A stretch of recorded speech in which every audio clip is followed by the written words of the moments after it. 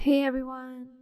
Today I'll be doing a January 5th through of my mini happy planner bullet journal. So here's the cover page using black construction paper and a silver pen. And here's my calendar. I use black construction paper again and black pen and a silver pen. And these stickers can be found on my Etsy shop, link down below. And here it's my habit tracker, and the empty page or blocked up page is my expense tracker. And here's some empty lily pages. And here's my week 1, pretty black and white and silver. I'm trying out new stickers that week.